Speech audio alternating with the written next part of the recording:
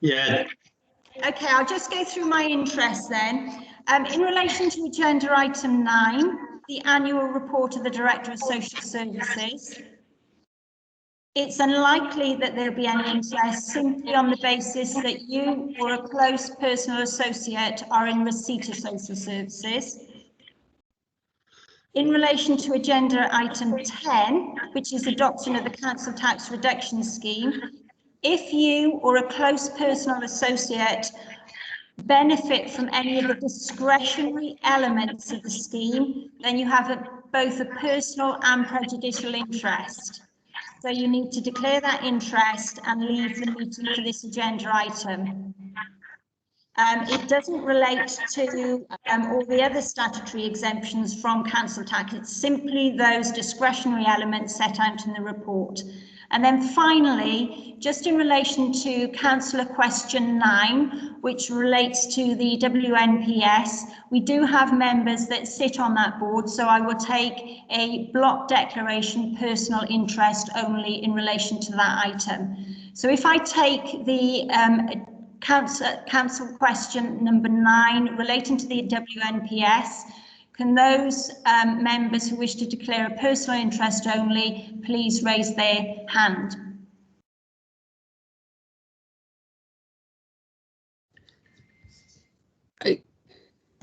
Can I just check with you, Tracy? Sorry, can you hear me? Yes. Can I just check? Because I'm a bit confused when you're saying discretionary. If you got a member of your close relative who claims a single person, no, that's not, is it? No, and I double checked. You didn't declare an interest, I don't think, last year either, Councillor. I think it was the same question. It's only if you're in receipt of those discretionary elements. So I will take. Sorry, Tracy. What's the WNPS? Wales National Pool, isn't it? Okay, right. Thank you. Yeah. So I think, Hugh, if we recorded those interests. Chris Holly, you've got your hand up. Yeah, my daughter works for social services and I declare an interest in the Director of Social Services report. Oh, we're currently declaring on Welsh National Pool. Oh, I'm not on that. Okay, there should be 3 of us. Yep, so I think we have those, thank you.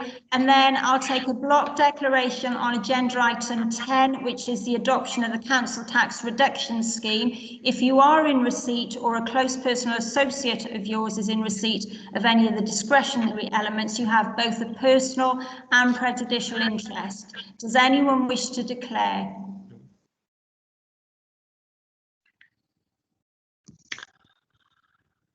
Okay, I have one, Councillor Hazel Morris. Anyone else? Okay, thanks, Hazel. Thanks, Councillor Morris. Are there any other interests?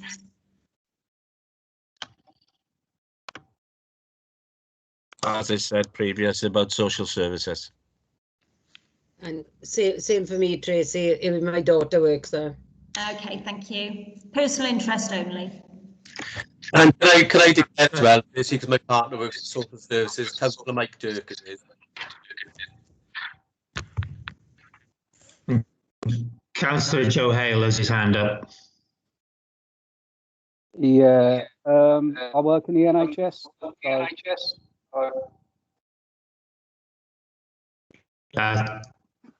Don't think that's relevant, Councillor Hale.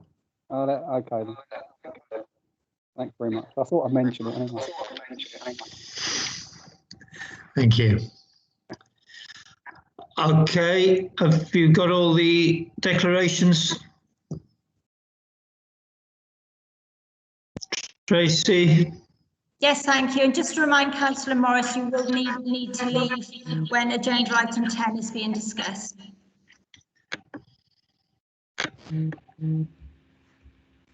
Okay, we move forward to item 3, which is the minutes of the previous meeting. Pages 1 to 9 on the agenda. Are they agreed as a true record? Move. Yeah, happy to move. Move. Okay, thank you very much. Next item on the agenda is, so I'm switching between screens here.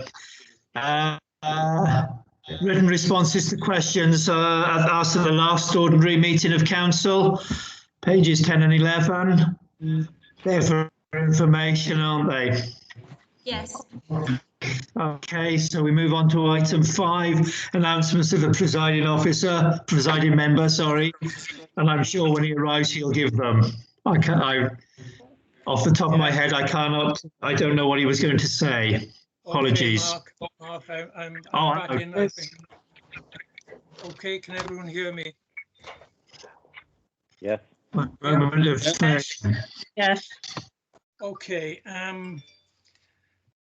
yeah, sadly, my announcement again begins with one of condolences, and it's with sadness that I refer to the recent death of Honorary Alderman and former councillor and friend John F. Davis. John represented the Morriston ward for almost 30 years.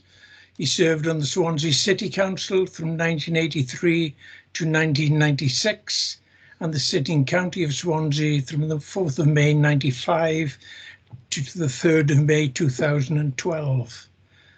John was Lord Mayor in 99 to 2000. He was also a former chair of the Housing Committee and a cabinet member for Social Services. As I've said, John was not only a colleague to so many of us, but he was a dear friend as well, and John will be sadly missed. I know that most people would wish to say something, those who knew John would wish to say something, but we're going to, in agreement, we're going to restrict it to a member of each party, i.e. the leaders or a leader's representative. So can I call upon Rod Stewart, please? Thank you, Chair. And yeah, I mean, as you say, John was a hugely influential character in the council and somebody who made a major impact on the lives of people in Swansea. He was an outstanding cabinet member for social services. I had the honour to speak at John's funeral earlier this week, and you know, I know were we not in the restrictive period we're in, that there would have been many hundreds of people who would wish to have paid their respects to John. Such was his reach and his impact. Just a personal note from me, Chair. You know, I was lucky enough to have John as my agent the first time as I stood as a young councillor, and you know, he was a huge influence on me and my career in politics. And I think John represented the best of everything we all aspire to be. And you know, he will be hugely missed. And you know, every time I hear the phrase "I'll be brief," I have a wry smile to remember John Davis, because we'll all remember his interventions at council and how forcefully he made such reasoned arguments, always standing up for those who needed a voice. So, Chair, thank you for allowing me to speak, and you know, I wish all the very best to Sarah, the family, and obviously John's brother Robert in this time, and I'm sure everybody will wish to pass on the best respects and condolences to the family. Okay. Thank you, Leader. Councillor Chris Holly. Thank you very much, Presiding Member. It's with sadness that I remember what former Councillor John Davis was like as Lord Mayor. He was a credit to the city, and he was extremely charming. Him and his wife Sarah were great ambassadors for our city. As a cabinet member, he was one of those unique individuals who you could talk to and would listen and would help at any time he could. All I can say is my condolences to the whole family, and I think I'll echo in what Rob has said, the leader has said, that under different circumstances, I'm sure there would have been considerably more people at the funeral. And if I can, again, pass on my condolences and that of everyone in our group to the family, someone who will be greatly missed and not forgotten. Yeah. Thank you, Chris. Paxton Hood-Williams, Councillor Paxton Hood-Williams, on behalf of the Conservative group. Paxton. Thank you, Presiding Member. I have to say I was deeply saddened when I heard that John had passed away. When I joined this council, he had a fine reputation at that time as a cabinet member for social services. As I got to know him, I realised that he was also a very kind and considerate person as well. He was always well respected and was a major loss to the council when he retired. There's no doubt he will be sorely missed, especially by his family and of course Robert, and to whom we in the Conservative group extend our deepest sympathies and condolences. Thank you, Paxton. Councillor Peter May, do you want to say anything, Peter? Yes, thank you. First of all, sincere condolences to John and his family, in particular his brother Robert too. I joined the council in 2004. One of the first roles was a social services and CAC. I found John very welcoming and kind, and a very honourable man. A pleasure to know. He, offered me the odd bit of advice here and there, particularly with the role. I'll miss him as well, and I think he's a great loss. But very, very kind man, and privileged to know him. Thank you, Peter.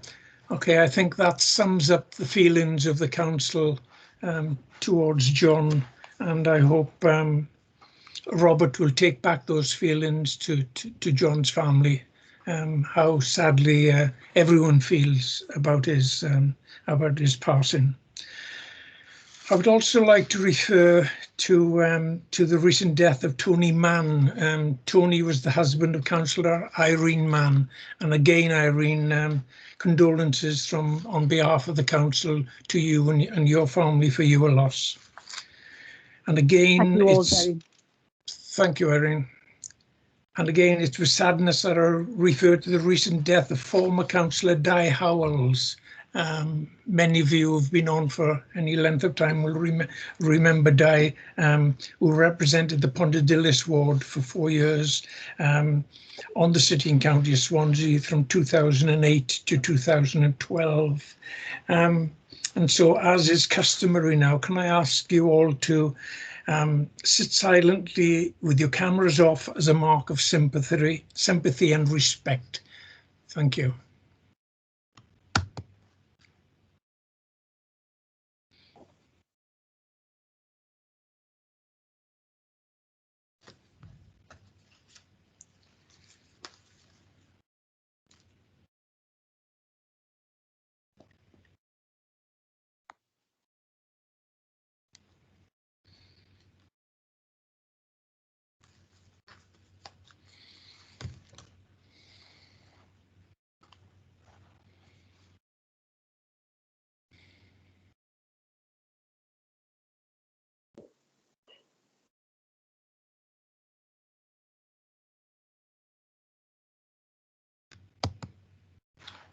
Okay, thank you very much. Thank you.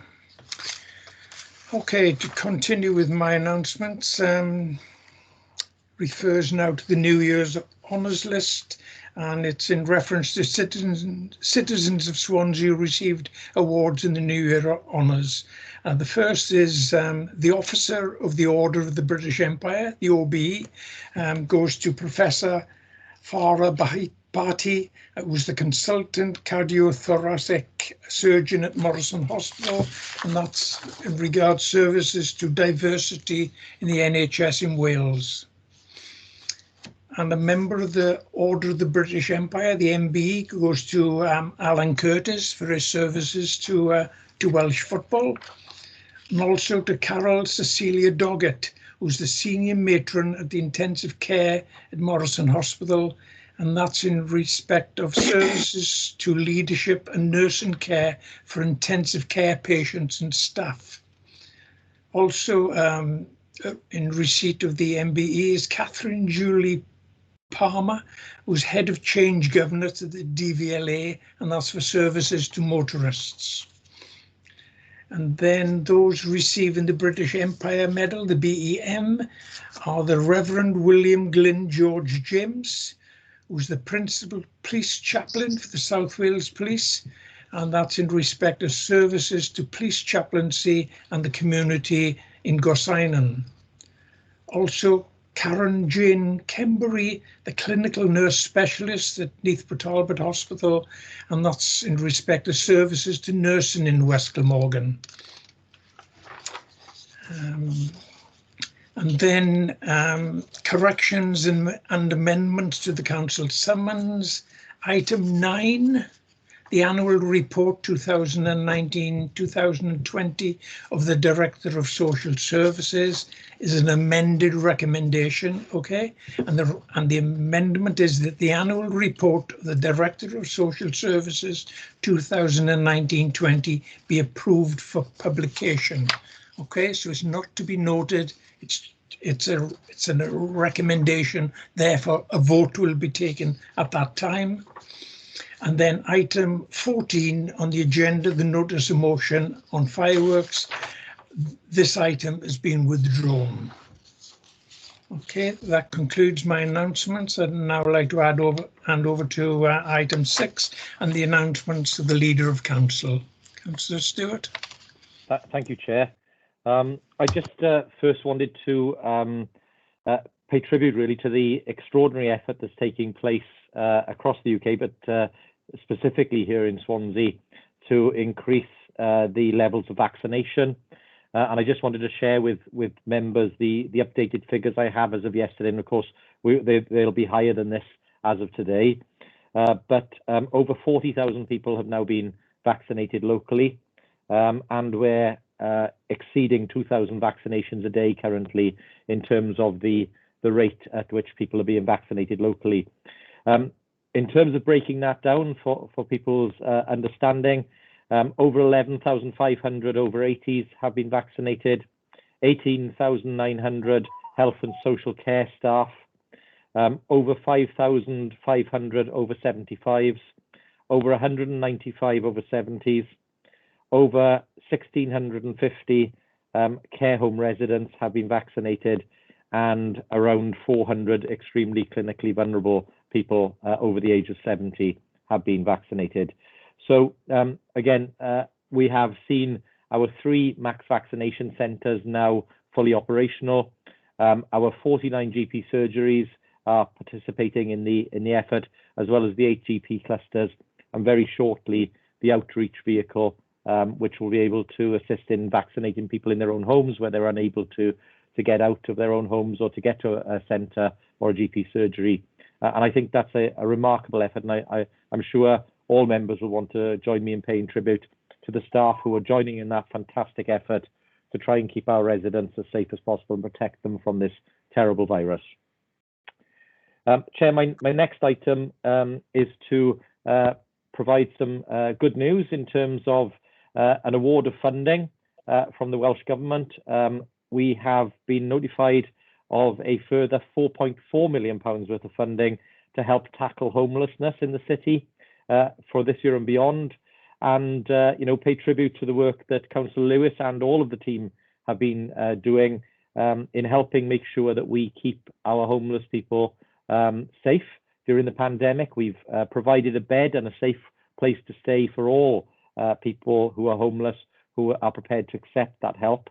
And this will allow us now to continue to do that during the period of extreme weather, but also into the next financial year. And I'm sure that members again will welcome that move by Welsh Government to help us continue that funding. Chair, I also wanted to update members on progress with the arena and Copper Bay development. We reached another milestone this week where the skin of the arena, the metalized digital skin, which will include 92,000 LED lights. The first panels of that have now been attached, and over the coming weeks, people will see that skin complete. In addition, the bridge will be lifted into place in the next few weeks, probably around the early part of March. We are confident, therefore, that we remain on track to complete the arena build around the beginning of the autumn, so sort of September time, with obviously the opening still planned for the later part of 2021 and early 2022. And of course, that will depend very much on where we are in terms of being allowed to congregate in large crowds during the pandemic aftermath. So again, some good progress there. And you know, for those who do still travel into the city centre for work or for necessity, they will see a number of major schemes continuing to progress, even though we are in a pandemic. And then finally, Chair, I just wanted to say that obviously members will have seen the outline budget and the proposals from Welsh Government.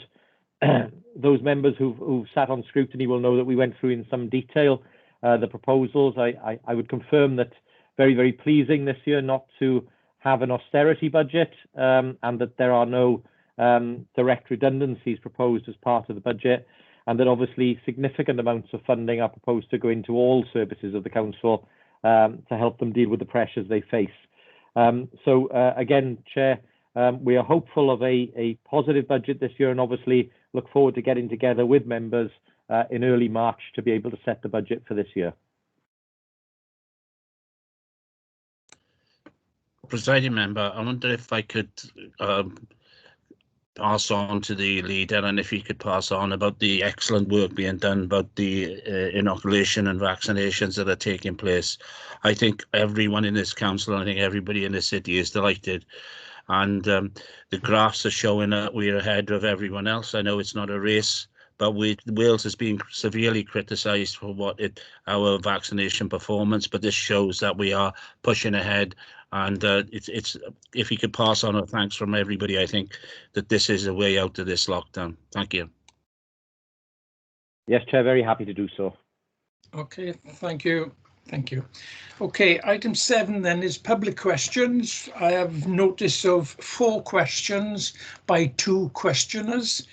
First one is Mr. Andrew Rowley, who's submitted 3 questions. This is the part of the agenda where we have set 10-minute period aside. So, Mr. Rowley, if you'd like to ask your questions, please. Thank you, Councillor Thomas. I hope you can all hear me. My questions relate to agenda item 13, question 3. So this is the Males Road, Klein and Sketty Park active travel links. Following extensive action of many residents in these wards, including a 600 signature petition, letters to Welsh Government ministers in charge of these active travel funds, Lee Waters and Kent Skates, we've been informed that Welsh Government has now formally warned Swansea Council about the need for appropriate consultation on the current schemes. Will the Cabinet members, Councillors Mark Thomas and Rob Stewart, please do the following in this meeting? Firstly, acknowledge to the residents of these wards the lack of meaningful consultation as found lacking by Welsh Government and required by the funding in the documentation on this scheme published in 2013 and 2020 and by law in the Active Travel Wales Act 2013. Secondly, explain their failure to attempt meaningful and constructive consultation throughout this process. And 3, finally, explain how they will learn from their mistakes and to instigate appropriate consultation on these and other potential schemes now and in the future, and hence to act in an open and democratic manner with the citizens of Swansea that they represent. Thank you, Chair.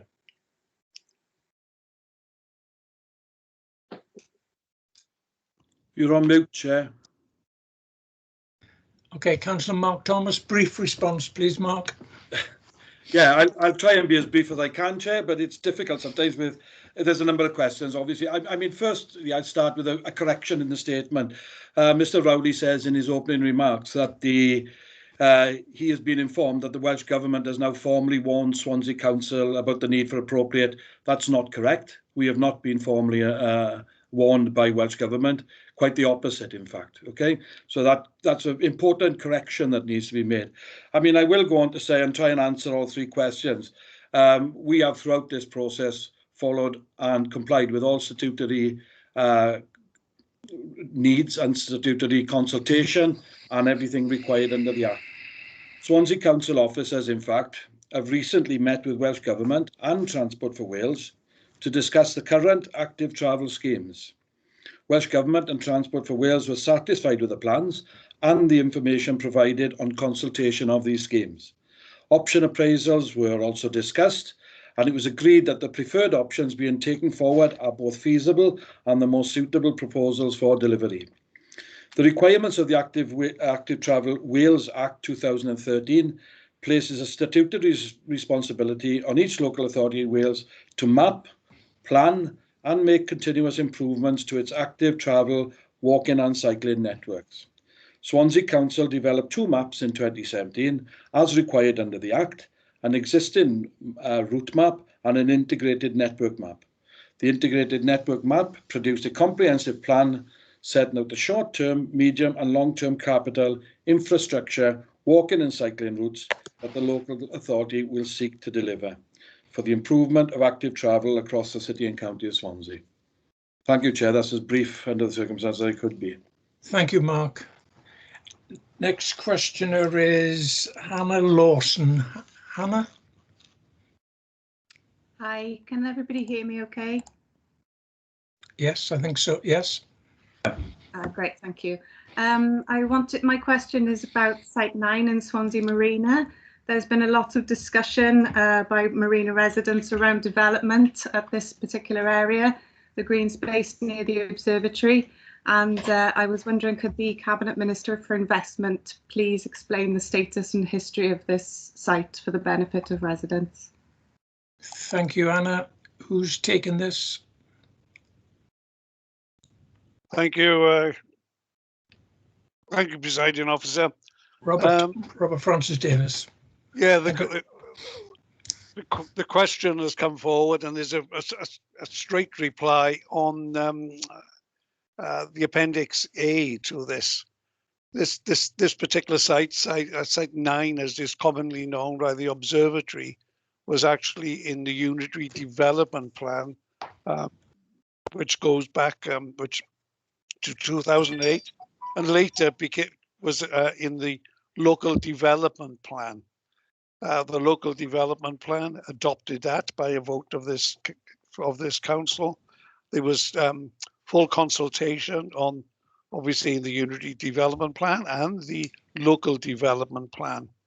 There was also an application on this site for a village green, and the village green was looked at. The inspectors actually concluded that the Local Development Plan was correct, and so therefore it's been some 20 years that this site has always been either Unitary Development Plan or the Local Development Plan for a site that could be developed on, and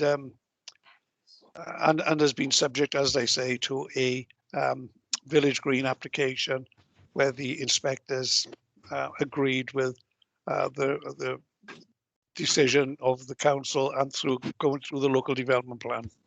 I hope that answers your question. Okay, thank you, Robert. Okay, that concludes the public questions. Item 8 on the agenda is the Standards Committee Annual Report 2019-2020, and we have the chairman with us, Jill Burgess, to give the report. Jill, please. Thank you very much. Yes, thank you. Good evening, councillors, and thank you for inviting me to the council meeting to present to you the Standards Committee Annual Report, which covers the period 2019-2020. May I just ask, can you hear me? Yes? Yes. Yes. Yeah. Alongside myself, there are 4 other independent members of the Standards Committee: Margaret Williams, Gareth Evans, Michaela Jones and Mike Lewis. Margaret Williams and Gareth Evans have served on the Standards Committee since the 1st of April 2015, and their 6-year term of office ends on the 31st of March 2021. The Head of Democratic Services will be bringing a report to Council soon, seeking to extend Margaret Williams' term of office by a further 4 years. However, Gareth Evans has indicated that he will be standing down at the end of March 2021. As such, I would like to place on record my thanks to him for his work over the past 6 years. The Head of Democratic Services will be advertising this vacancy in due course. The community and town councils are represented on the Standards Committee by Community Councillor Philip Crayford, which enables the committee to fully appreciate the issues facing community and town councils throughout Swansea. And finally, the council is represented by councillors Michael Lewis, Graham Thomas and Joe Hale. As you're all, excuse me.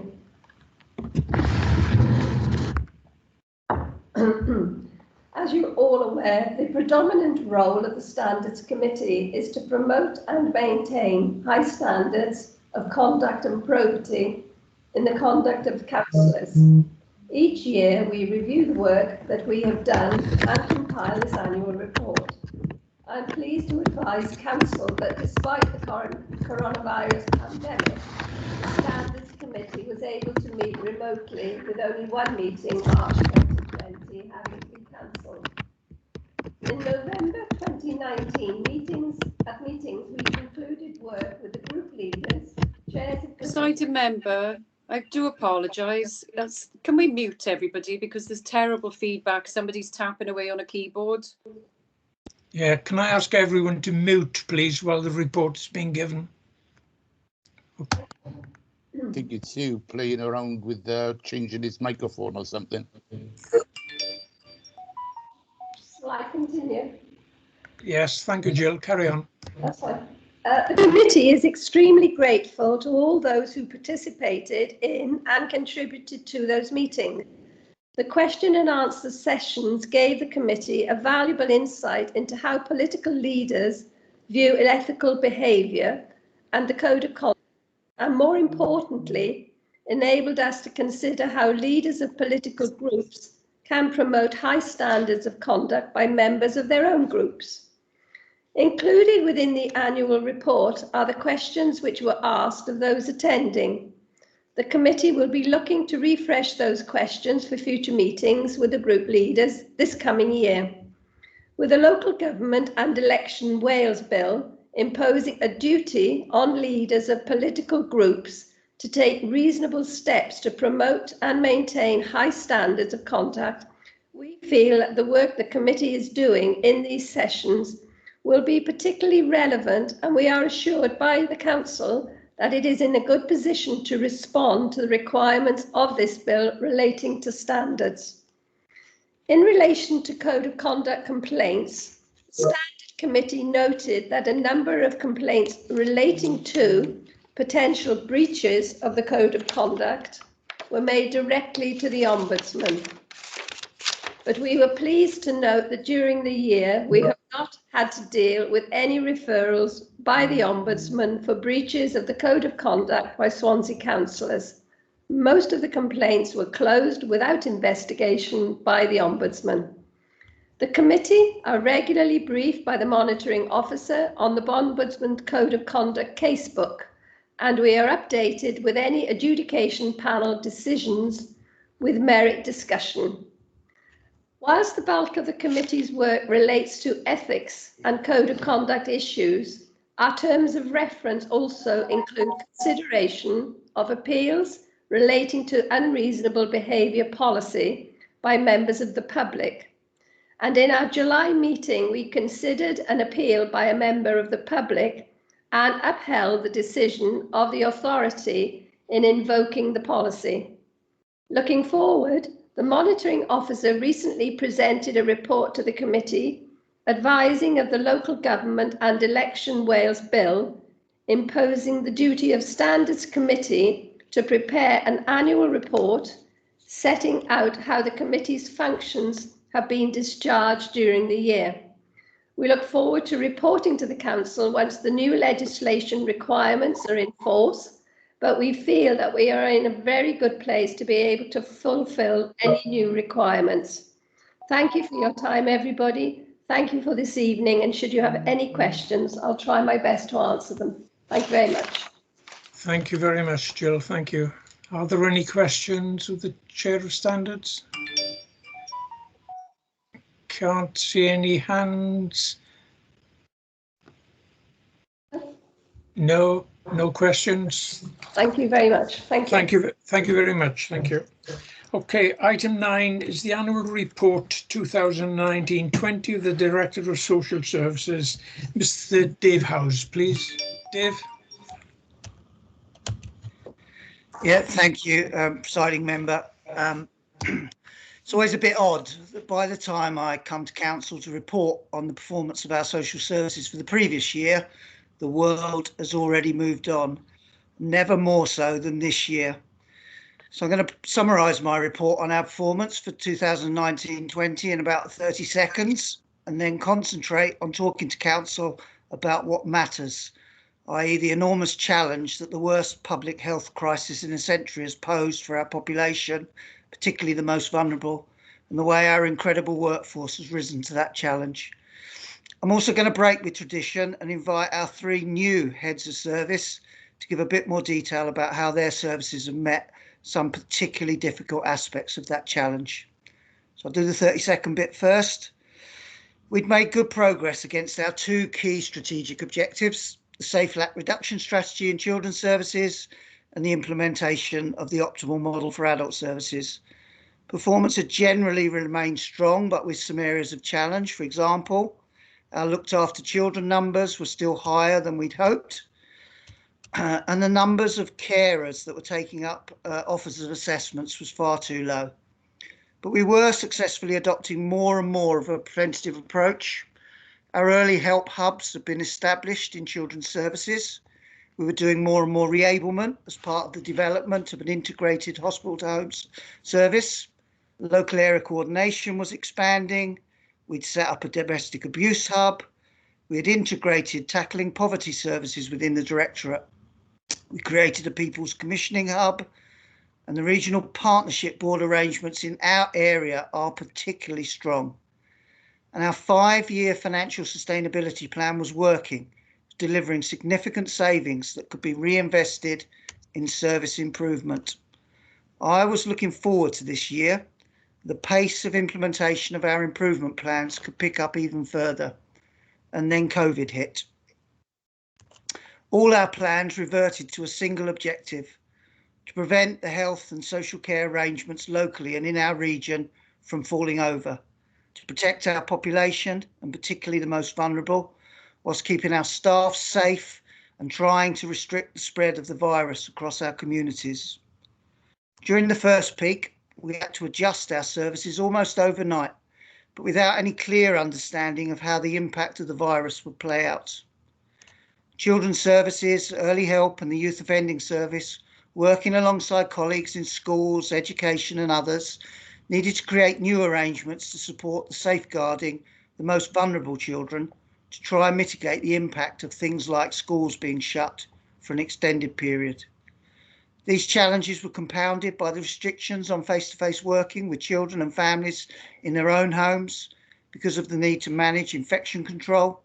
And suddenly the main means through which effective social work and safeguarding practice is facilitated, i.e. the building of relationships, was significantly compromised. And Julie, our new head of Children's Services, will talk a little bit more about how our service has sought to overcome those challenges when I finish speaking. In adult services, we suddenly had to come to terms with the massive risks that our delivery of personal care to the most vulnerable, whether residential, domiciliary or day support, could actually expose those most at risk from the virus to greater risk of being infected. To further compound that challenge, we implemented a national lockdown, and significant numbers of the most vulnerable were required to shield. This both increased the numbers of people for whom we might need to provide support and restricted those individuals' access to their more usual forms of family and community support.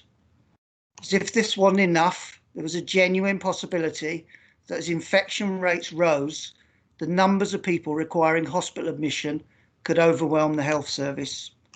If our social care system collapsed, then not only would that exacerbate the rate of hospital admission further, but the flow of individuals out of hospitals would also reduce. In essence, if our social care system failed, then the health system would fall over. Our final impossible challenge was that our own workforce would likely be depleted, with staff off sick with COVID or isolating or shielding, and having to manage their additional childcare or other caring responsibilities, and without access to the usual forms of face-to-face peer and managerial support, which form such an important part of wellbeing support to a workforce that has to deal with trauma on a daily basis. So how do we meet these challenges? We've had to and continue to have to make really tough decisions about what we can and can't do. We had to prioritise care for those that needed it most. We asked families, communities and informal carers to step in and provide care and support for their loved ones wherever they could. We did whatever we could to provide alternatives to an admission to residential care. We turned our day services into emergency respite services. We worked with colleagues in the Police Directorate to establish a sophisticated logistical operation to ensure sufficiency of supply and distribution of personal protective equipment social care services across the whole of the region. We opened up additional in-house residential care beds to increase our capacity in residential reablement and to provide some insurance against care home failure in the independent sector. We turned the regional partnership board arrangements into an emergency planning infrastructure, overseeing all community health and social care arrangements, with silver operational meetings twice weekly and gold strategic meetings 3 times a week. We repurposed our commissioning teams to focus almost exclusively on providing advice, guidance and practical assistance to externally commissioned social care services, including providing millions of pounds worth of financial assistance and working with environmental health colleagues to ensure the proper use of PPE and other infection control measures. We restructured the social work teams to deliver a functional model that prioritised the most important elements of our work, with agreed mechanisms to flex staffing resources and, if necessary, implement additional 7-day working across some functions. We expanded our out-of-hours service to cope better at weekends and particularly over bank holiday periods. We flexed the workforce in direct service provision by asking staff to stop doing their usual roles and instead prioritise delivering domiciliary and residential care. We took on volunteers from across the council and from the third sector partners, and our Tackling Poverty service and colleagues from cultural services and the third sector established expanded community services, including to ensure the provision of local area coordination across the whole of Swansea. Colleagues in building services built a field hospital in record time, and we worked with health colleagues to ensure that we could mobilise that hospital within 72 hours should it be needed.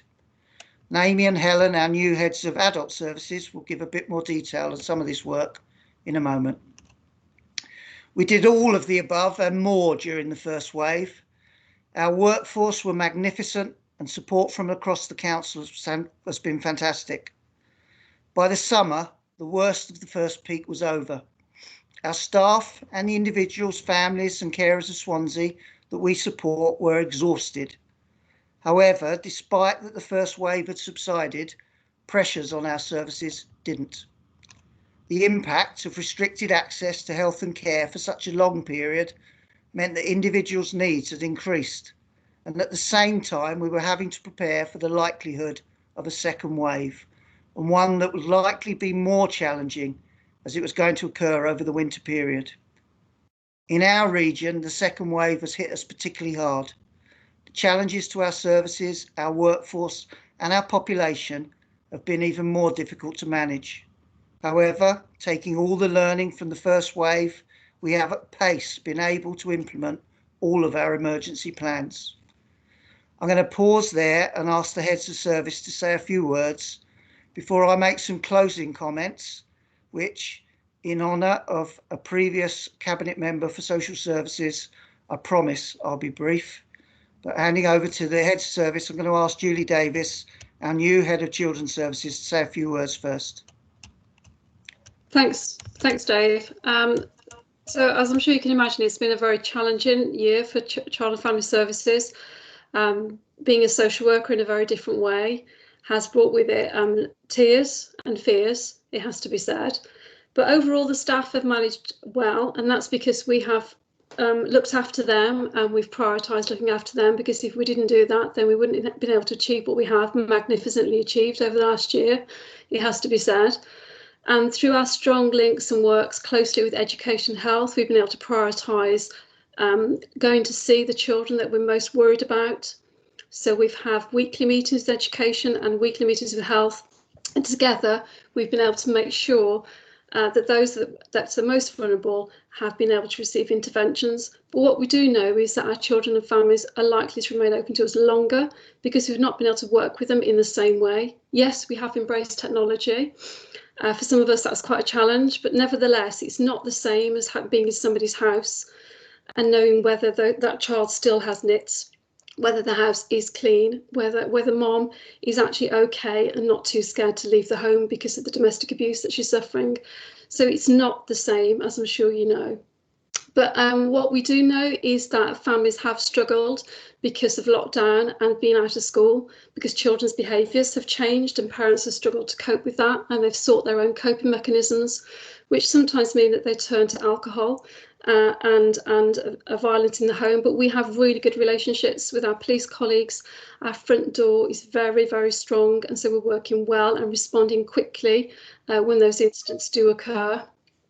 And our foster carers have been absolutely magnificent in helping to keep our children and young people that we look after safe through these really difficult times.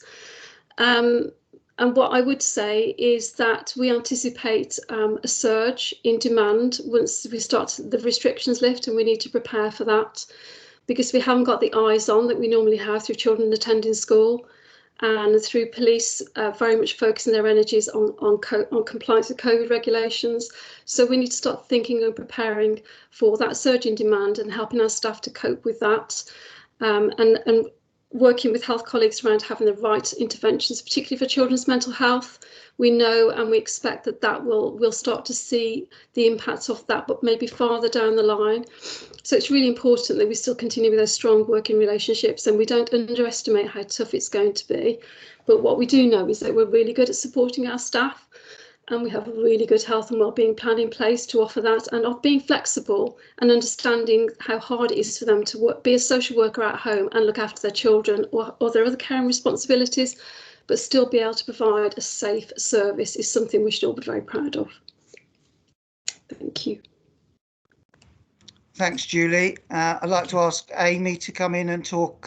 Amy's one of our new heads of adult services, to talk a bit about direct service provision and, I suspect, tackling poverty services and other things. Amy? Thank you. Yeah, as Dave said, I'm the interim head of adult services. I have responsibility for mental health, learning disabilities, service provision, both in-house and commissioned, and safeguarding. So our in-house residential teams, it's been an incredibly challenging year for them. There's been significant pressures to maintain the staffing levels, but that said, the teams have been amazing. They've been flexible and responsive, shows an incredible team approach, always looking for solutions. They've coped and adapted and survived and managed with all the PPE requirements, the infection control measures, and they've remained positive and ensuring they're providing a quality service of the highest level of care and support to our residents. We've provided new residential provision this year, as Dave's mentioned, so we reopened and resourced Parkway and Alex Road and Gorsinan as well.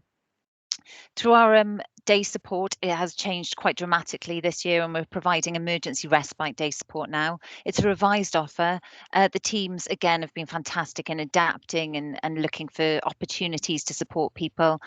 We do have reduced capacity with what we can offer at the moment, and particularly with the infection control measures and social distancing. But we're keeping in regular contact with those service users who aren't able to access the emergency support. And we're providing alternative support through our direct payments and flexible support services and use of technology.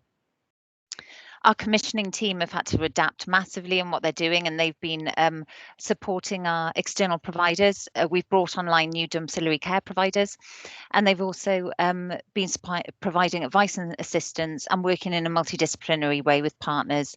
And the teams are reporting that there's been some really good outcomes this year that we're going to obviously carry on, these really good working relationships. They administer the hardship fund, has been mentioned, and uplift payments to support the external providers with financial stability.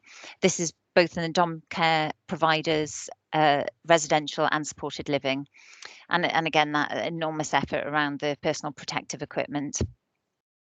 To help with the stability of both our in-house and external care home providers, we've set up a rapid response team as a region. This has been a really massive undertaking, but really important step forward in terms of working together. And we've you'll have seen advertised that we've done calls for those with previous experience in social care settings to come and work with us as additional hours, or just come back and work for us in the vacancies that we have. We're really grateful that those have come forward, and we're also recruiting additional staff as well. And this team is ready, this rapid response team is ready to support both in-house and external where it's needed, and working very closely with Neath Port Talbot Council, Health Board colleagues and the third sector as well. And then just finally, what I was going to mention was around the community response. We expanded the local area coordination team, as you'll be aware, to have full county coverage. That supported those local community responses, much of which is continued as legacy. We've worked as a tackling poverty service as well, really focused on food, fuel, employability, and ensuring people access the welfare benefits. Again, we're seeing a really increased demand in this area. With the local area coordination team, I'm pleased to say we've just expanded the team. We interviewed last week, or the team interviewed last week, along with community members. We co-produced those interviews, and new coordinators have been appointed in Penlang, Calais and Dunfermline and Lloyd. And I hope soon we'll be able to expand for full county coverage. We're close to that position. And the community response, as Dave said already, it's really involved working very closely across all sections of adult services and across all authority departments and with our third sector partners. Thank you. That's great. Thanks, Amy. And finally, I'm going to bring in Helen St. John, who is our Head of Integrated Services. This was a new post that we've created with colleagues in the Health Board. It's an interim position at the moment. We were testing out the, how that post would work, and asking Helen to help us learn the lessons from that role. It was a response to the COVID crisis that we wanted to build additional resilience into our arrangements, and recognising that integration with health was going to play a key part in that. So I'm sure Helen's going to tell us a little bit more about the successes of that integrated working over the past 9 months. Helen? Thanks, Dave. Thanks. Good evening, everybody.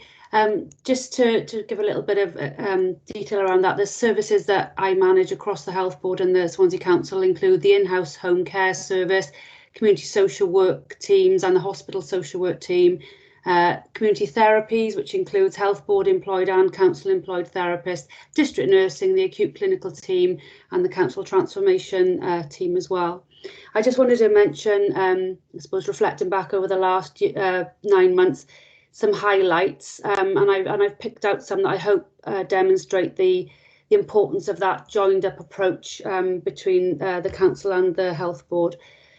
Amy's talked about the additional response team that we've put together to support care homes during this particular period of time. And as Dave has mentioned, our care homes have really been hit far more heavily during this second wave. They were hit in the way we anticipated that they would be hit in the first wave, far more. And over the last 6 to 8 weeks, we've really felt that. So the support from the district nursing and the acute clinical team has been provided to augment the collaborative approach to keeping residents at home. And that's really despite acuity and complexity of their health needs related to the COVID-19 that we've seen ravaging our homes over the last weeks. The additional support team resource of care officers very much being supported with clinical input. And that really is at the basis of our striving to avoid the transfer of these individuals who live in care homes and they've got increased needs. We're really trying to avoid transferring them into nursing homes or even hospital, obviously, unless that's absolutely unavoidable and is the right thing to do.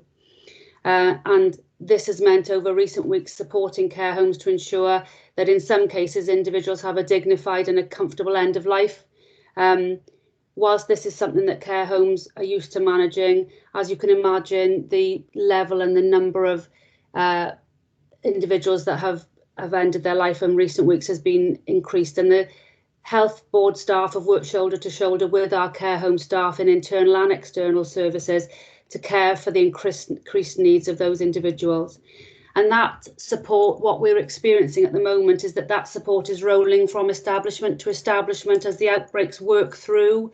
So we've got a staff group that continue to absolutely flabbergast us in terms of their ability to pick themselves up and keep doing it. We go from home to home, and they are, as Dave describes, tired isn't really quite the word, but they continue to face further open-ended demand in terms of that support into care homes. The next thing I wanted to mention, Dave talked about the multi-agency emergency planning structure that's been put in place. And as part of that reporting structure, it's been key in identifying a need for a way for us to measure, if you like, the health of the whole health and care system across the region. And that's really to look at measuring demand and capacity and to help us identify, in amidst of all that's going on at the moment across the whole system, where are our key areas of concern and where are our key areas of risk across the breadth of health and social care services. And since September, that's led to the development of what we're calling a regional integrated escalation framework. And this is a tool which supports the identification of pressures in home care, care homes, social work, district nursing, acute clinical teams, primary care, and the hospital settings. And the idea is to give us service level positions, which feed into informing a regional level of escalation and risk. And more importantly than that, the mitigating actions that sit behind those risks to help us either maintain that level and not escalate further, or preferably to de-escalate and come back to a more stable position. It's a very complicated tool, but what it has allowed us to do is it's allowed us to articulate the social care pressures in the community in a language that the health board colleagues understand and they recognise. We've built it deliberately in the image of the escalation tool that's used in social secondary care for this reason. And I'm since November, I've been feeding that escalation tool and the information in that into senior health board colleagues. And what I think we're experiencing now is a real understanding from secondary care. And I recognise some people on the call who will know that I've been working in the health and social care system in Swansea for probably 30 years now.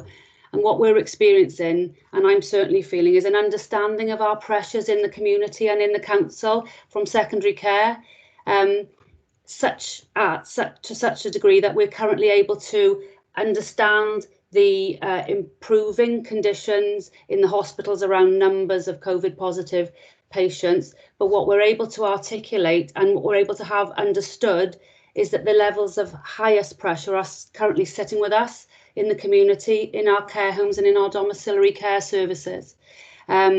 We've got an opportunity through an up and coming scale and spread event. We've put in a submission to develop this work. There is appetite to develop a national escalation tool for community health and social care, and we've put in a submission to take forward our regional work to a scale and spread to try and inform that. So we're hoping to have some influence nationally with that. My final point really is I attended virtually on Tuesday evening a national group which was looking at the implementation of the Welsh Government rapid discharge guidance that came out in July, and the national discharge to recover and assess work across Wales. We took from a Swansea region perspective a retrospective. We were doing a reflective and retrospective look at what we'd implemented since July, what had been the outcomes for individuals, what had worked well, and our developments and where we were looking to take things going forward. And we took forward our community offer, the third sector offer and the community offer that's been developed to support people returning from hospital as quickly as possible. Our rapid hospital discharge, so that reablement, that domiciliary reablement offer to bring people out of hospital quicker but sicker and allow them to recover where they should recover and will recover better at home. And also that third pathway, which is our speeding up the movement of people who need to go into a care home from hospital. we were able to just to explain what we've done in the region, and the response we got and the feedback we got nationally was that we had set the bar very, very high in this region, and that our work around rapid hospital discharge was seen as a blueprint for others to take forward in this approach, which is really positive feedback that I really wanted to share, take this opportunity to share.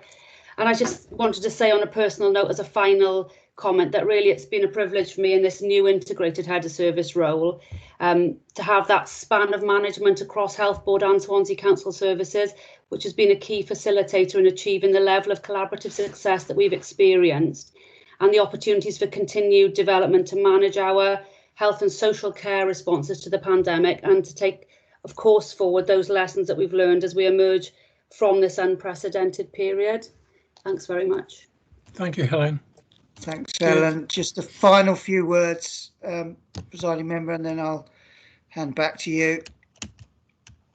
The ask of our workforce has been enormous. They have stepped up extraordinarily over and over and over again, as have our colleagues across the independent and third sectors, along with families, carers and communities of Swansea. I know the whole council will want to acknowledge the huge debt of gratitude we owe them all. I'd also like to thank the Cabinet members for their support and leadership during these most difficult of times. The virus has had a devastating impact on individuals and families across Swansea and beyond, through loss of life and all the other consequences that have arisen as a result of the pandemic. Whilst vaccination is being rolled out at pace and provides hope for the future, it will still take us many months before the type of care and support we would usually expect to be able to provide will be possible. In all likelihood, we'll actually need to redevelop arrangements for care and support in different and better guise that takes into account the learning from this terrible period. As your Director of Social Services, I have every confidence that this council will make sure that that happens. Thank you, presiding member. We're happy to take any questions, either me or the heads of service, but thank you. Okay, thank you, Dave. Thanks for that very comprehensive report. I've got 1, 2, 3, 4, 5, 6, 7 people. Okay, we begin with Councillor Clive Lloyd. Yeah, thank you, presiding member. I just open up by saying that, you know, I think the reports that have been given describe how a hugely intense period it's been over the last 10 months for everyone, hasn't it? You know, I meet with Helen and Amy, particularly Dave daily. I see more Dave than the last 10 months than I've seen any member of my family, I think. But you know, I think it's incumbent on me to thank all the heads of service and Dave directly for all their outstanding leadership over the last 10 months. We don't pass this on often enough. I try to, but as a council, we really truly need to recognise this outstanding leadership. The resolve, the commitment never fails to astound me under what has been described as people can hear, are really challenging circumstances. They've well and truly gone above and beyond. And let's remind ourselves again, I think Dave hinted at this, I think all 3 heads of service have come into new roles in the last 10 months. So Amy has come in as a new head of service, Julie has come in as a new head of service, Helen has come in as a head of integrated services, all new roles. But again, they've managed to keep everything floating, everything, all the balls juggled in the air, because it's more than just care homes and domiciliary care that they have to deal with. You know, it's mental health, young adults, day services, respites, all these things that have been under enormous pressure. So on behalf of everyone, I think a huge thank you to all of you. But I know that, knowing you as I do, that you certainly wouldn't want to take the plaudits. They're all the plaudits, you would say, go to the workforce that have been absolutely outstanding, coming into work day after day in the most difficult of circumstances, facing challenge after challenge, being asked to take on different roles sometimes, being asked to work differently, being asked to work in different locations, all outside what we would normally expect to do. But I hope everyone has picked up as well that not only have they come in and carried out these roles, they've been instrumental in offering solutions, new ways of working, better ways of working, which has been instrumental in getting us through this pandemic. Whether that's been our social work restructure, whether it's been solutions in how we can reopen a reablement care home in Bonamine House at a quicker pace, all these things are just absolutely amazing and is testament to the workforce that we have. Dave has intimated that we have the vaccination on the horizon, don't we? And fortunately, infection rates are continuing to drop significantly. But again, I'll repeat what I said to scrutiny. We said to scrutiny earlier in the week. The infection rates reduction is not transposing currently into relief in adult social care and child and family. In fact, last week was as intense a week as we faced. So we've still got a long way to go in terms of getting through this pandemic and making sure our most vulnerable adults in Swansea continue to receive the support that they need to during this current time. So I would ask that everyone, continues to adhere to the lockdown measures that we have, keep supporting, keep the focus on getting the infection rates down, and hopefully at some point in the near future that will transpose into some relief for our residents, for our communities, and most importantly for our workforce. I just want to end by saying again, and I'm sure I speak on behalf of all councillors, a huge thank you to the four of you here tonight, and please make sure those thanks are passed on to the workforce. I know I do it at every opportunity. The people of Swansea owe you a great gratitude, and I only think in time we'll come to realise that. But again, thank you very much for all your dedication and hard work. Thank you, Clive. Councillor Elliot King, the other cabinet member. Thank you, presiding member.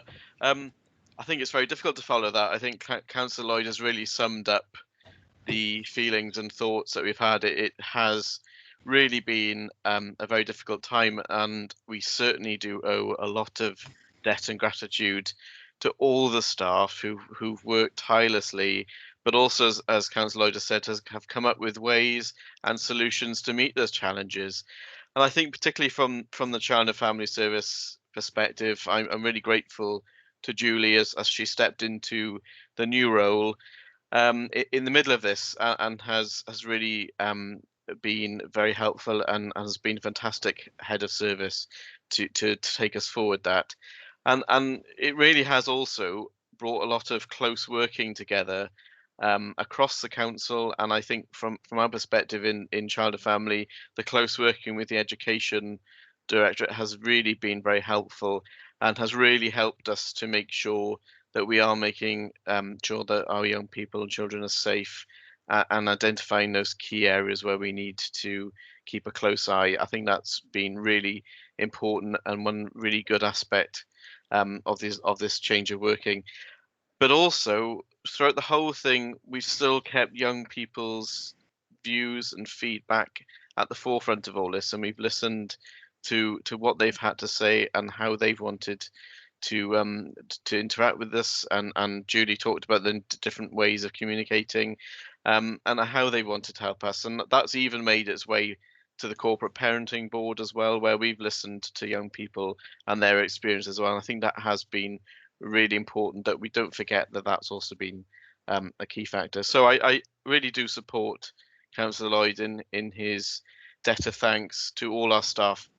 One thing I will say though, it's really, really disappointing, isn't it, that the way the UK government wants to thank our staff is by giving them a pay freeze, and I think that is really disgraceful. Thank you. Okay, thank you, Elliot. I'll go to the leaders of the groups now. The leader of the council, Councillor Rob Stewart. Yeah, thank you, Chair. I won't repeat everything because I know that Councillor Lloyd and Councillor King have covered much of what I was going to say, but you know, on behalf of the council, on behalf of the cabinet, can I again thank Dave, Amy, Julie, Helen for everything that they are doing.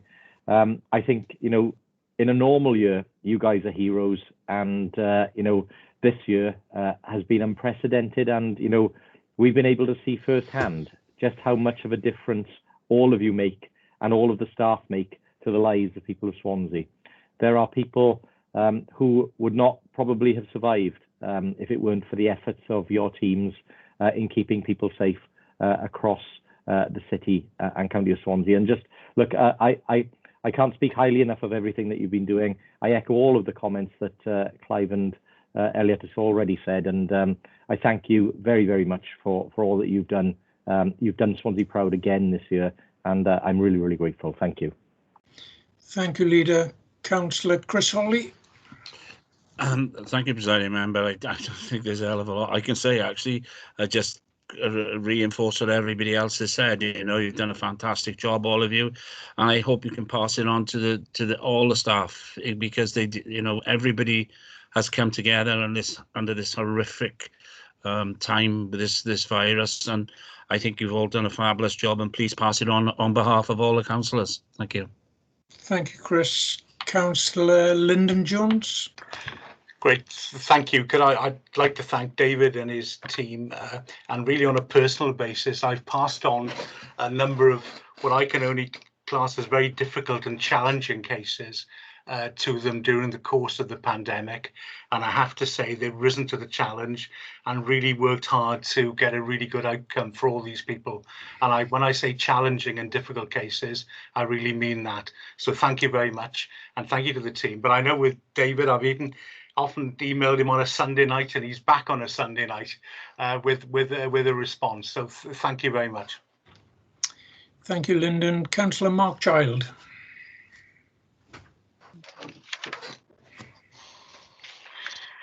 Thank you, Chair.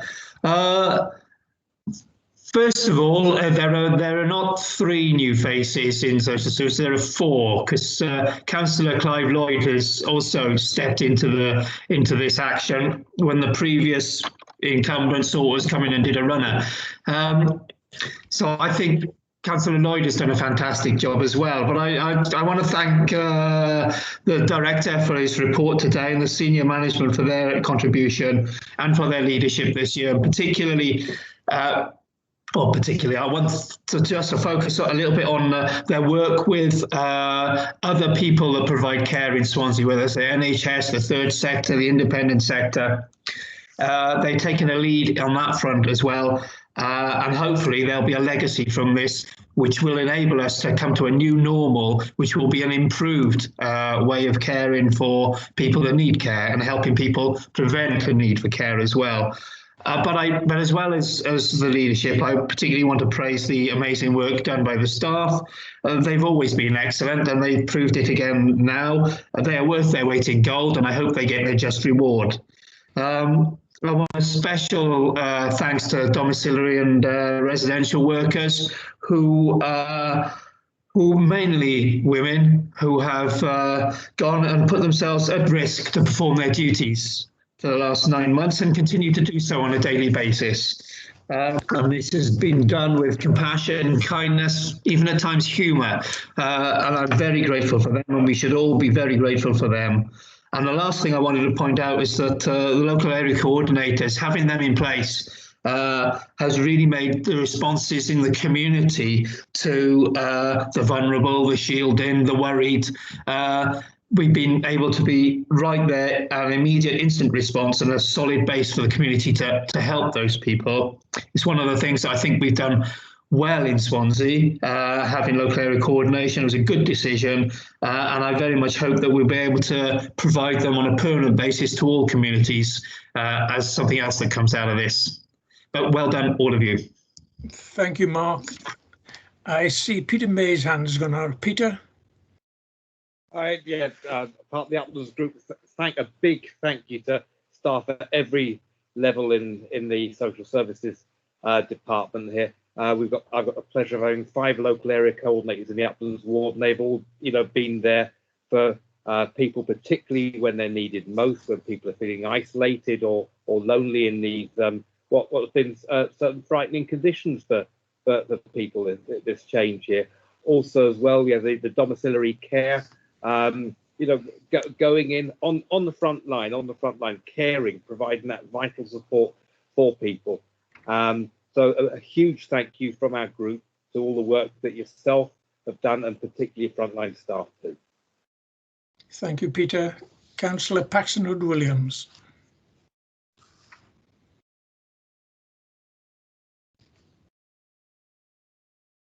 Paxton. Paxton. No. Sorry, my apologies. Okay. Sorry, President Member. I am going to bring this back to the report for a moment, because this report is looking at the performance of social services in 2019-20, although the director says that he wants to look back after the last 18 months. Despite the huge workload that he's got at the moment, he's again produced a report which covers all that was done in that period, and this despite the load placed on him by the pandemic. It is clear from the evidence in the report and the evidence that we received in scrutiny, both child and family services and adult social services have continued to develop and improve through 2019-2020. The performance data published in the report from page 10 on shows that how the department has succeeded in maintaining its performance and improving on it. And I think that all of us have been involved in scrutiny would agree that is what we have seen in the more detailed performance data presented to us. However, this report, as he says, does cover the start of the period of the pandemic, and it goes without saying the council department most affected by it is social services, and a huge workload has fallen on their shoulders as a result. The director says he is in awe of the work and achievement of his staff, and certainly in scrutiny meetings we have said exactly the same. Once again, I would ask the director on our behalf to take the huge gratitude of this council back to his staff. The report also records the fact that the former head of Child and Family Services, Julie Davis, and the former head of Adult Social Services, Alex Williams, have left the council's employment during a period covered by the report. Julie Thomas, Paxton. Sorry? Julie Thomas. Sorry, Julie Thomas, my apologies. It would be remiss of me if I didn't mention the major contribution that they both made in their respective departments and the improvements in service provision that they delivered. And I'm sure we also wish 3 new heads of services in their new rules and specifications every success, and obviously we appreciate what they've been doing during this pandemic as well.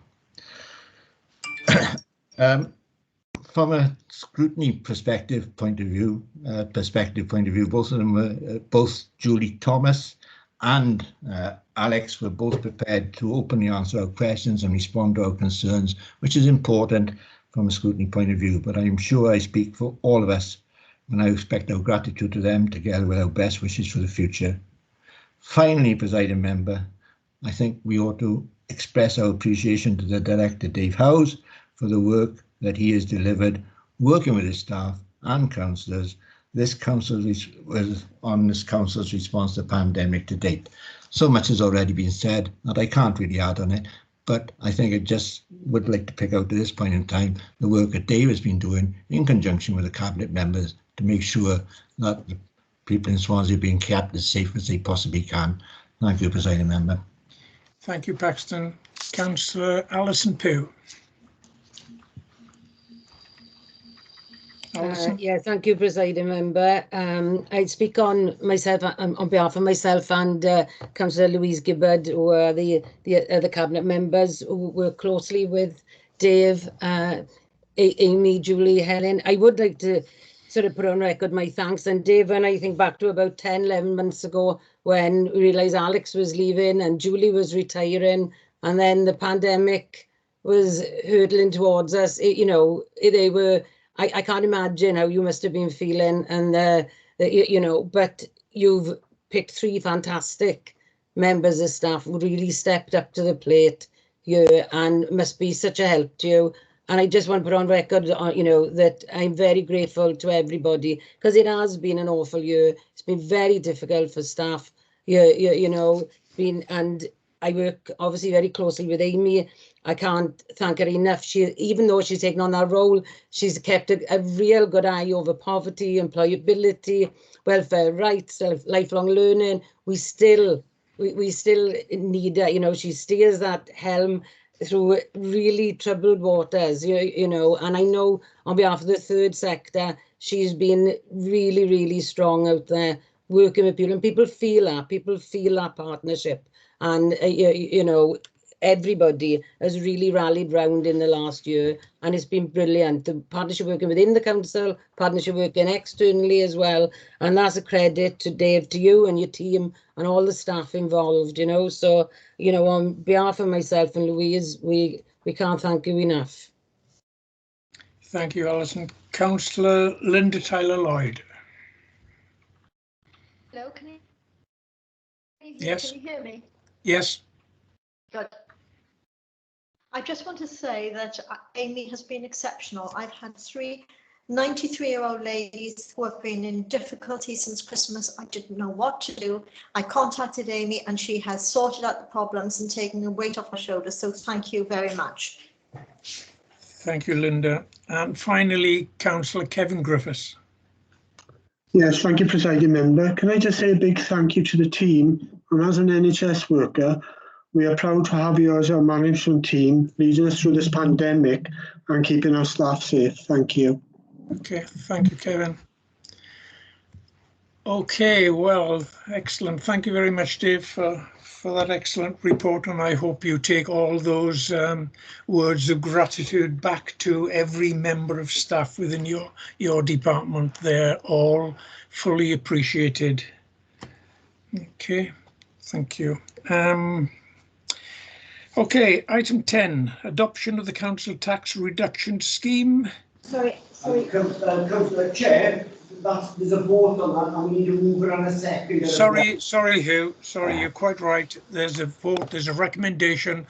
I need a mover and a seconder. Very happy to move. Yeah, second. Okay, it's been moved and seconded. Over to you, Hugh, for the vote. Okay, just to remind you all, as per the Chair's announcement earlier, there's an amended recommendation for this, which is that the annual report of the Director of Social Services 2019-2020 be approved for publication.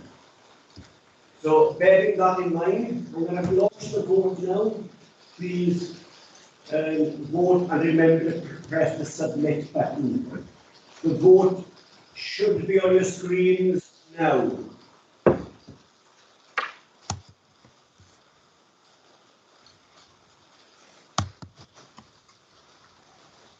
I'll give you all a couple of seconds.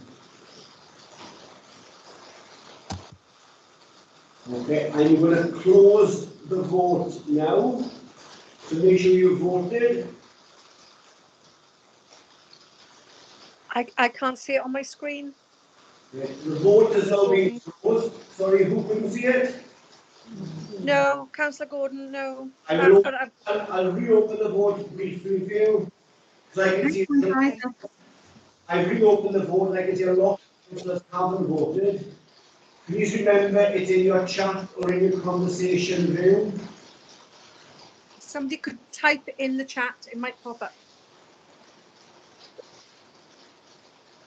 Okay, have you all had a chance to vote now? Are we voting again? Are we voting again? Or... Sorry, Hugh. Hugh, can you clarify? Those who voted previously don't need to vote again?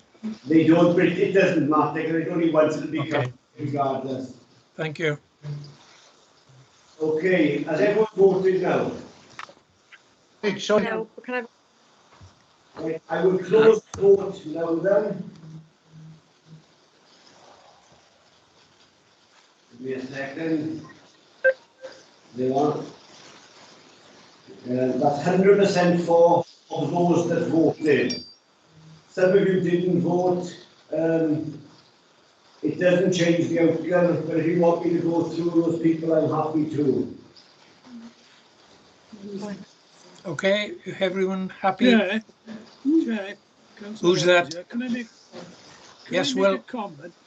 Can I make a comment? If Hugh had directed everybody to press the chat button, then you'd have the form, because some people are saying they haven't got the form on the screen. You won't have the form on the screen until you press the chat button. If that can explain, it might help. I don't think that is correct. Okay. The vote is unanimous before all those voted. It's a clear majority, so it's a valid vote. Good, thank you, Hugh. Okay, item 10 is the adoption of the council tax reduction scheme, pages 97 to 116. Mr. Ben Smith, please. Ben. Thank you, presiding member.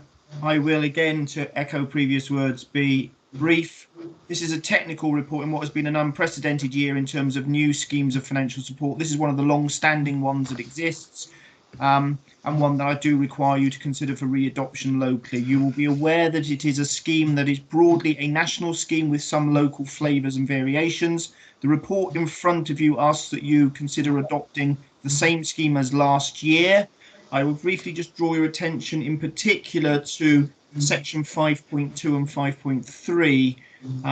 Of all the amounts of money that the council has been handing out in year, one of the ones that causes a cost to the council is indeed the CTRS scheme itself. And the table set out after 5.2 does make very clear, unfortunately, some of the very substantial economic costs as a result of the pandemic. So it's probably appropriate this comes straight after the social services report. It does indicate the amount of cost that the council is due to face and is likely to face going forward. I do also need to draw attention to the support that the Welsh Government has already given in year to contribute to some of the costs of CTRS, and officers such as myself through the Society of Welsh Treasurers and members such as the leader through the WLGA are continuing to lobby Welsh Government to see if we can get some additional support. The scheme itself is a technical one. I have nothing further to add in terms of officer advice other than to hand over to the leader. And I would remind that this is one that does require a vote, and there are 5 recommendations for you to consider. But it is very much normal business, but normal business with extra costs attached to it for the forthcoming year. Thank you, presiding member. Okay, thank you, Ben. Leader? Yeah, thank you, Chair. Nothing to add in terms of the report itself, but just to confirm that, as Mr. Smith has said, we are continuing to discuss the Welsh Government to see whether we can obtain further help for the CTRS scheme. Thank you, Leader. Are you moving the report? Yeah, apologies, Chair. Yes, I move. That's okay. Thank you. Somebody seconding it? I'll second it. Thank you. Over to Hugh for the vote. Okay, and you're on to the vote again. Just to remind officers, the vote is only for councillors.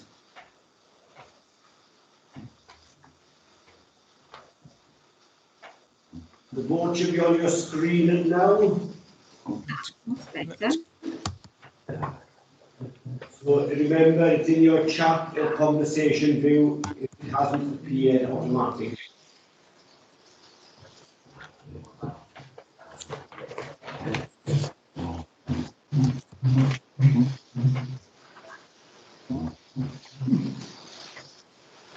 Remember to cast your vote and just choose and to submit it.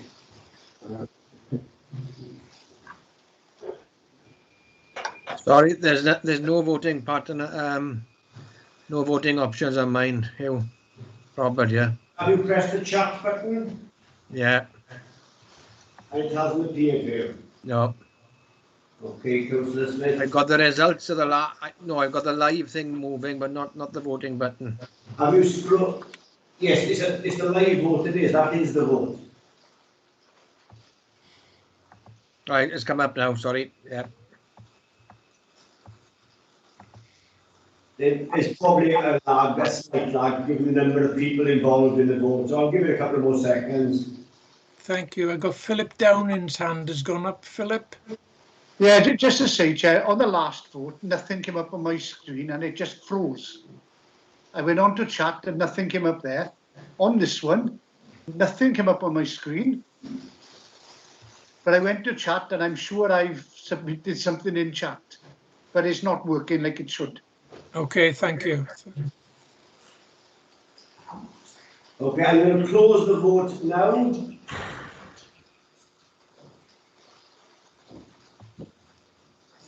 Again, that's unanimous of those that voted. So thank you. You're safe to go to the next item, Chair. Okay, thank you, Hugh. Item 11 is the Treasury Management Interim Year Review Report 2020-21, and it's pages 117 to 138, and therefore information. Over to Ben Smith, please. Thank you, presiding member. As you say, this is for information only. Councillors will be pleased to know, so they won't have to do a vote on this one. Again, I will be brief. It's a dry technical report, but one that it is important that I bring to you. As you know, all financial matters are delegated to me in year, and it is right and proper that I account for my actions on your behalf. I draw your attention, particularly in the report, to 4.6 to 4.8, which references the 1% premium on PWLB rates. Members will recall I got lucky the first time round and managed to avoid the 1% premium on the borrowing I did first time round. It looks like I'm going to get lucky the second time round for the second lot of borrowing that's due to be undertaken over the next few years, perfectly in line with the long-term financial strategy and the medium-term financial plan. Section 6.1 sets out and confirms that I've done no borrowing in year. That has been deliberate to avoid that penalty premium that came off eventually in November.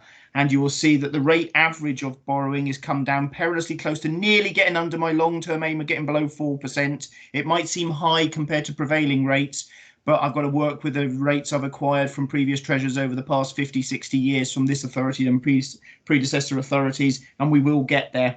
Section 8 confirms that I comply with all of the SIPFA standards, which is important. And then I draw your attention to the appendix, in particular Appendix 3, which sets out the overall scale of activity and the mix of borrowing. I unashamedly am borrowing very, very long term because this authority is building very substantial long term assets, and that is the right thing to do for the well-being of future generations, to get those two to match, as it were. So I have nothing further to add to the report. I will hand over in case the leader wishes to say anything, but as you've already indicated, presiding member, this isn't one that requires a vote.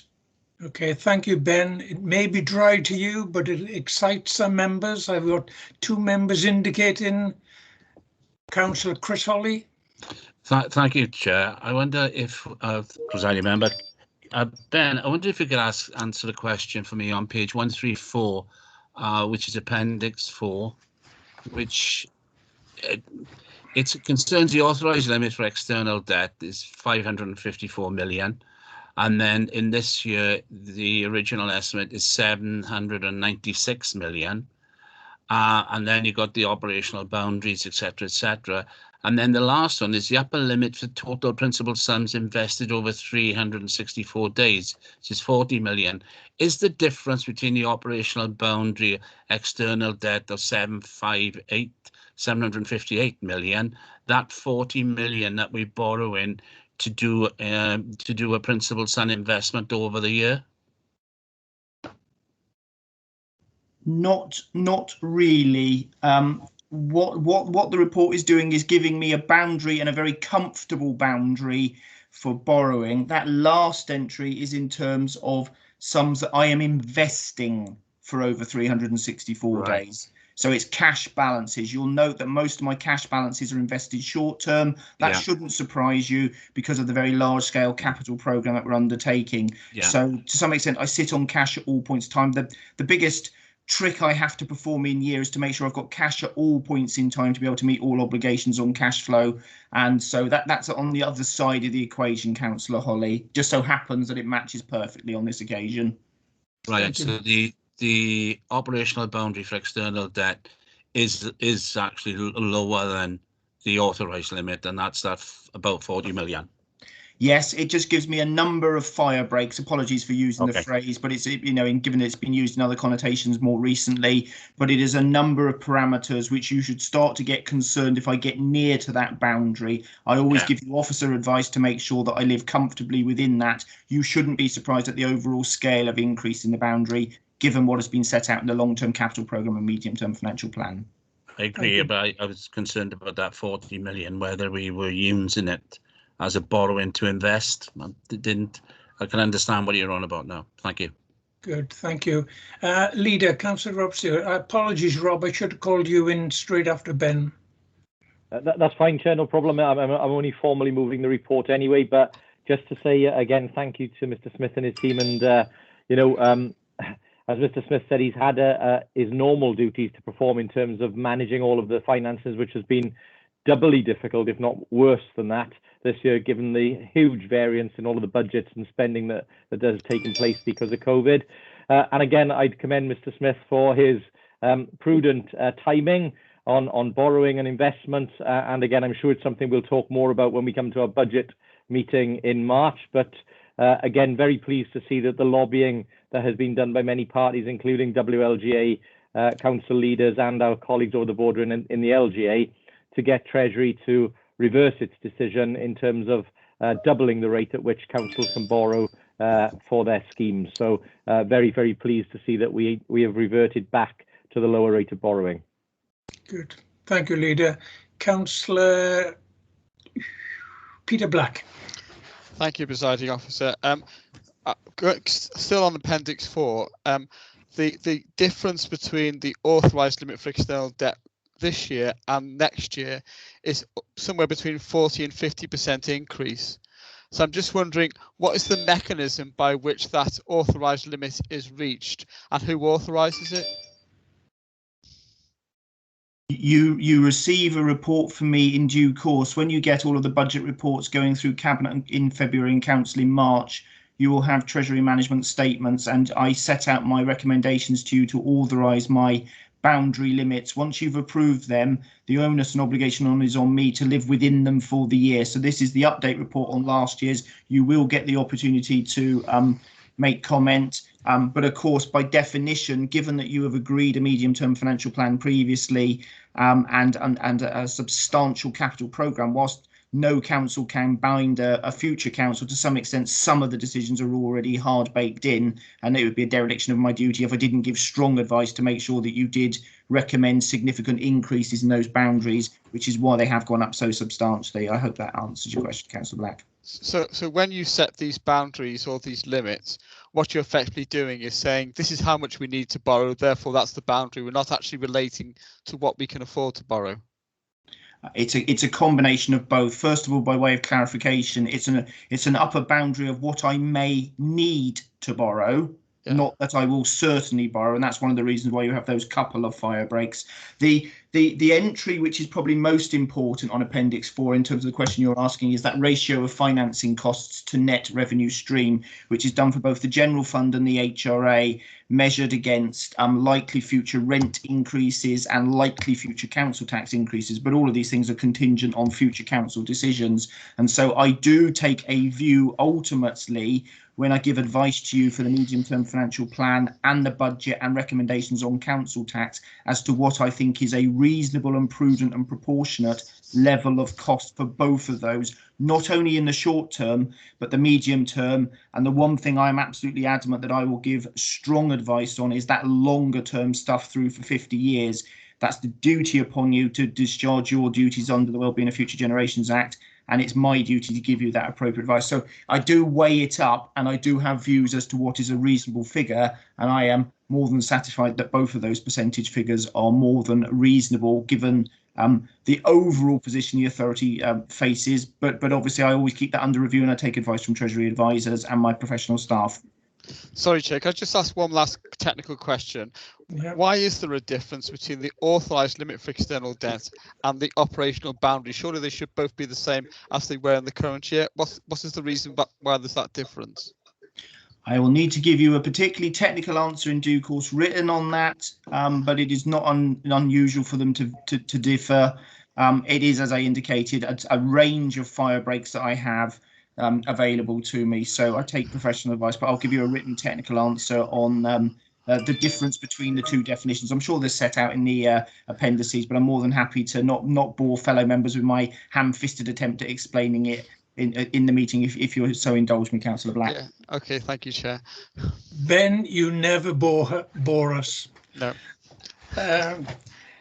I've lost my list. I think I had Councillor Will Thomas. Thank you, Presiding Member. I've just got two questions, really. One I think that might be better for the leader to answer, and one for you, Ben. Great news on the Public Work Loan Board rates. I think it was obviously high time that was altered, because the council's paying a premium to borrow money for capital projects was crazy in my opinion. So that's great news. I just wanted to know if that opens the door really to even more ambitious regeneration that the council might be undertaking. So that would be my message, question rather, to the leader. And one for you, Ben.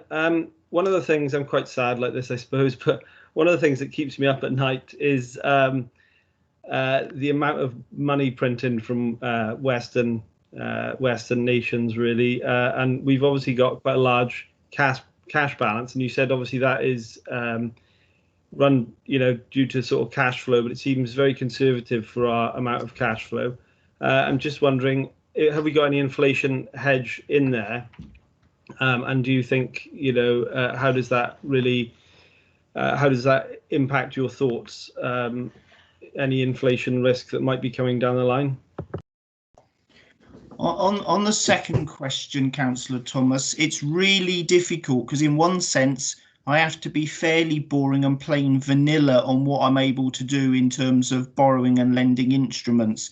Authorities are very constrained. You will be particularly aware, because you do follow the technical press, that there are some more esoteric products out there. But in terms of plain vanilla stuff, it is very difficult for me to have a strategy that hedges itself directly against inflation, because I'm just not allowed to tap into those sorts of markets. So it does tend to have to be a strategy that's driven, particularly by me, by borrowing it exceptionally long and exceptionally cheap and avoiding that 1% premium, because I have always said in the past few years I couldn't see how I could lose on locking in on the rates. Equally, however, I'm not allowed to borrow in advance of need, so I couldn't go in and say I'll help myself to several £100 million in advance of what I need to spend for the next 10 or 20 years. I'm much more constrained than a commercial enterprise. You will equally be aware that some authorities have stretched those rules to breaking point, and that is precisely why that penalty premium was put in, which was very disappointing for authorities such as ourselves, which didn't stretch those boundaries. I will hand over to the leader to answer more widely, but it is definitely the case that on the basis of the assumptions set out in the medium-term financial plan and my long-term planning assumptions, that there is a commitment to undertake additional borrowing, and certainly for any given rate of interest. And I do hope that interest rates remain low before I get away the rest of the borrowing that I need to do without the premium, it certainly enables us to do much more regeneration activity. And that is the final bit I would say, which is one of the caveats that remains, and I believe rightly so, in terms of the relaxation from the PWLB, which is the investments are still meant to be for things that local authorities should be properly investing in. So they are regeneration things where there is likely to be some element of market failure and not a pure commercial return. Pure commercial returns are for property speculators and property players and financial institutions. We are allowed at the margin to take into account and factor in income streams and other bits, but it shouldn't be the primary driver. And that has been perhaps the most unfortunate part of some of the activities that, shall we say, some of the more esoteric and challenging authorities have taken, and it has locked us out of the market for a little while. So I am very pleased that we are able to go back to the PWLB and exercise our right and privilege granted to be able to borrow based on gilt yields. Thank you, Ben. Leader? Yeah, just in relation to Councillor Thomas's question, yes, I mean, the point here is at the stroke of a pen, the Treasury is essentially now half the cost of borrowing, and that will have created significant headroom in what we may be able to do. But as Mr. Smith has said, you cannot just borrow for no reason at all. You have to have a purpose. We've been very prudent in terms of borrowing to invest, both in our schools estate, which is the largest part of our capital programme, but also, of course, the major schemes within the city centre and other communities around Swansea. Obviously, what we will do is take a view as we get to the budget around what is required.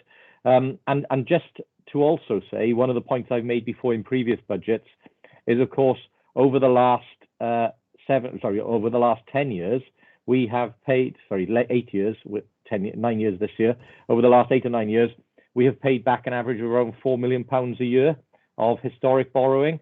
So there has been a significant repayment of debt. And of course, that debt was taken out at a much higher level because interest rates were significantly higher over a decade ago when borrowing was taken out for major projects in Swansea at that stage, and that's inherited debt that we've continued to pay down on. So not only have we paid back debt that was borrowed at a more historically high rate, but we've replaced it with borrowing at a much lower rate. And I think that is, again, a very sound strategy. And again, Mr. Smith and his officers should be commended for that. Okay, thank you, Leader. As we said, that report is for noting, is for information, and it's noting. That takes us to item 12, membership of committees. Councillor David Hopkins. Yeah, thanks, Presiding Member. I've got nothing to add, only the names submitted. Thank you, Dave. And then item 13, councillors' questions. Now, wait. Move it on a second, and there's a vote required on that item. On the note, noted. Committees. Okay. Move, Chair, please. happy to second. Okay, moved and seconded. Hugh, take the vote, please. I've just put the vote up, so if you can all take a moment to cast your votes.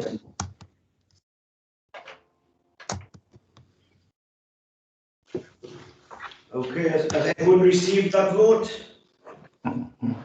Or shall I give it a few more seconds for you all? I think mine's still loading, Hugh, sorry. Okay, no, that's fine, don't worry.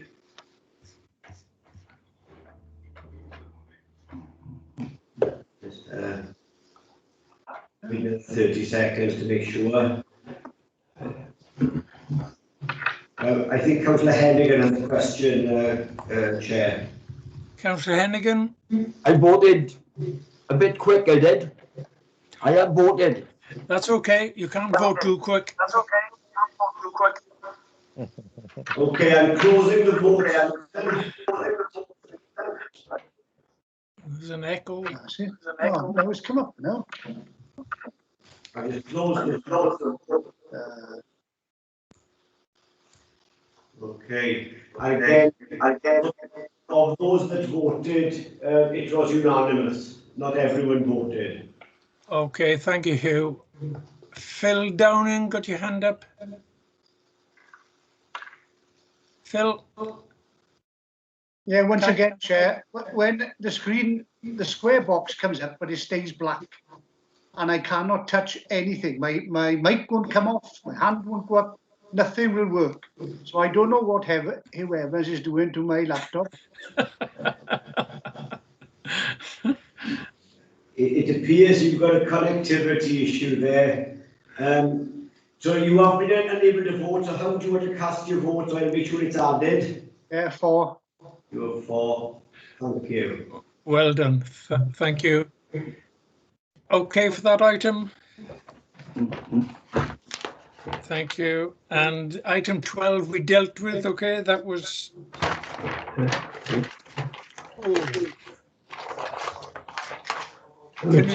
Can you have your mics off, please? Thank you.